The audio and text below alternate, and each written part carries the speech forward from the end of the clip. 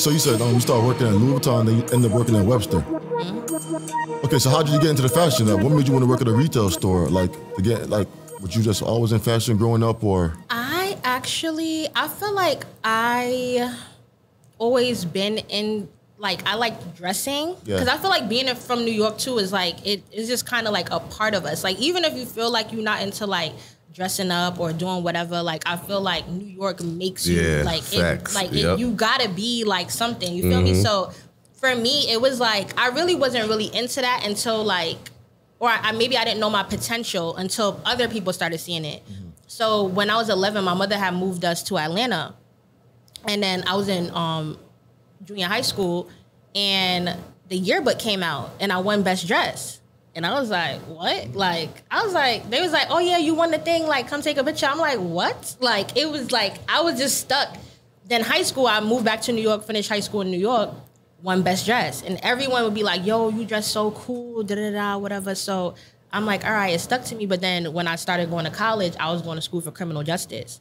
And then when I got back home, which actually I always worked retail. I started off at Lord & Taylor, then I went to Saks, then I went to Wolford, then I went to Neiman Marcus. Like, the list kept going on, but then I had left because I was studying abroad in Australia. So I was out there for about a year, and I fell in love with, like, I'm dying to go back. I feel like if I was really ever to move, like, Australia would be the place that I go. Like, it's sick. Like, the food, the people, like, everything about it I loved. But my visa expired, so I had to come back home. And then that's when I got hired at LV. And I feel like LV really opened up that window for me to really know the ins and out of, like, luxury retail. Like, because it's just such a renowned brand that, like, everybody got LV. Everybody want LV. You know, the highest. The history behind it, everything. And then I started learning all about that. And even LV, like, people don't even know. Like, it was a boy that grew up in France, and he walked for days. Like, you know what I mean? Like, and then if you really look up the history behind it, is like, everybody could do something. You get what I'm saying? Like, it really take you to, like, make that move. Make that shit happen, like, so it was like stuff like that happened that stuck out to me. And after that, I moved on to Webster. Webster also helped. Webster really got me into Hermes. Like, I'd even really, like, I knew of it because, like, Sex and the City and all that kind of stuff, but they, like, helped me to really, like, know about it. And then I just figured out, why am I working for someone when... Don't go too far. So you said now you was working at LV, you went to Webster. So when you was working at Webster, how long were you at Webster for? I was at Webster for a little over a year. Over a year. So basically, after Webster, that's when the whole thing your whole brand took off. Yes. Style by Meech. Yes. So how fast did you realize, like, yo, this shit going too fast. Like, I gotta leave Webster now. Like, I can't let them work. Like, it's just facts. You know what I mean? I can't be in the store no more. I can't necessarily, I want to say maybe, like, towards the ending. Like, I think I really realized maybe, like, all right, so I started working there the February. Then the pandemic happened. So February 2020? 2020, yeah, I guess, yeah. Okay. Then the pandemic happened, and then I want to say, like, that after, like, that Christmas holiday, I felt like I started getting sick because I didn't realize how much I was working. So, like, sick to the point where, like, I was walking into work and I'm feeling dizzy and I feel like I'm about to pass out. And I went to the emergency room because I'm like, dang, maybe I got COVID or something. Like, and I went there and they was like, you're overworking. And I was like, what? They was like, your body is severely dehydrated and, like, your organs could shut down. Like, that's how bad it was. Yeah. That they ended up having to give me 2 bags of the saline thing and I still did not use the bathroom. Like, that's how bad, like, and then that's when I realized, like, damn, like, I'm putting in overtime. But then also I was saving money because then a lot of times, too, it was, like, during the pandemic, so it was a lot of these young dudes with cash and all that. So I told myself, I was like, yo, if I could save my rent for a year, I'm going to quit my job. Went inside my shoebox, counted up, I was at, like, $40K.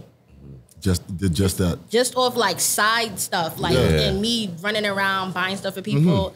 And I really saved that $40K probably within, like, a 4-month time span. So I was just like, dang, like, I'm really making, like, money. So instead of, and at that time, like, the reason I was getting sick is because during my lunch break is when I would run to Dior, run to Louis, run to. So it's like I wasn't even eating because I just had this hustle mentality. Like I gotta keep going, gotta keep going, gotta keep going.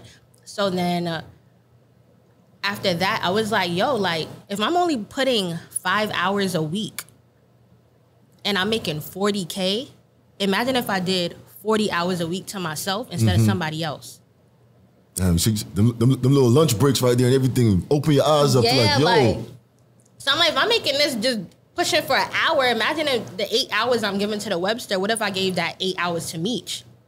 And that's what really, I just kept saying that to myself, like, yo, like, you giving somebody else 40 hours of your time. And you know, and you're not making this kind of money within that time period. And then the 5 hours that you dedicating to yourself a weekly basis, because that's the only time that you really have to go out there and go shop, and you're making this kind of money, you need to think. So I was just like, I gotta set up a goal for myself that like I have a reason. So I was just like, I gotta save my rent for a year. God forbid anything happen, I have something to fall back on where I won't be like, oh my God.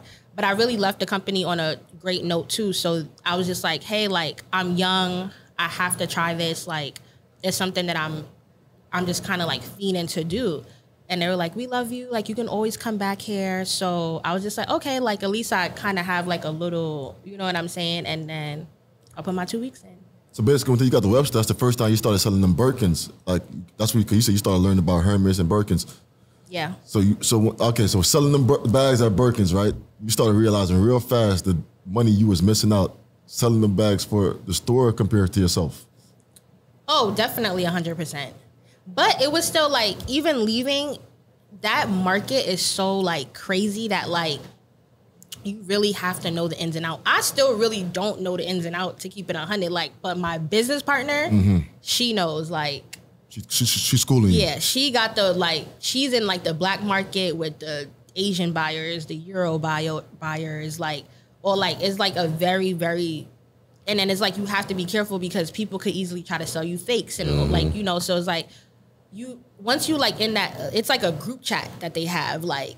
That's like very secluded. Like you have to be like top of the top to kind of be in it, and she's in it. So a lot of times like we're out, like we're bidding with like the people who've been in the business for like 30 plus years. Like, and they don't know because like we like the little dogs, you feel me? So it's like a very competitive market. And then like once you kind of get your hands on it, then you can easily start selling it for like, you know, whatever your clientele is willing to pay.